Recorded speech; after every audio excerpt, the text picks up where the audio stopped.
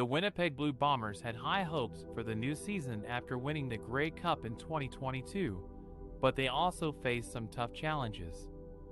One of them was to cut down their roster to meet the salary cap and roster limits imposed by the CFL. This meant that some players who contributed to their success had to be released or traded. Among the players who were let go by the Bombers were quarterback Billy Hall, receiver Timothy Nuttall, and punter Devin Anctil. Hall was a backup quarterback who joined the team in 2022 and played in 2 games, completing 4 of 6 passes for 36 yards.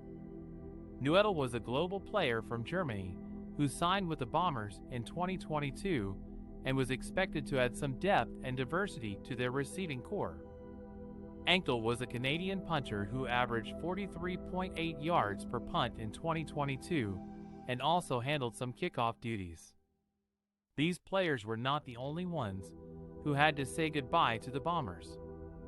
The team also released defensive tackle Julius Turner, defensive lineman Jadrian Taylor, linebacker Christian Dixon, offensive lineman Peyton Muljo, offensive lineman Brandon Sanford, defensive back Deuce Wallace, defensive back G. Stanley, and defensive back Charles Antoine Beaulieu.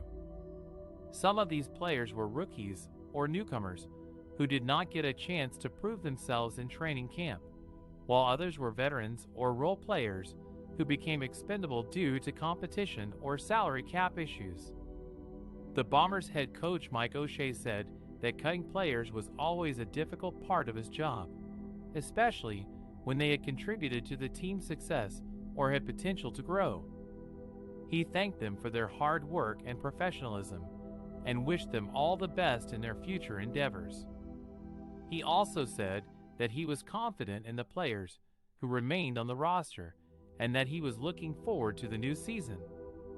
The Bombers will have one more round of roster cuts before the start of the regular season, when they will have to reduce their numbers to 46 players plus non-counters.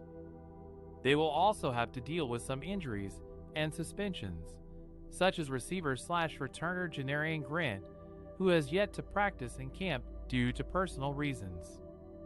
The Bombers' first preseason game is on May 27th against the Edmonton Elks, where they will have a chance to test their new lineup and see how they stack up against their rivals.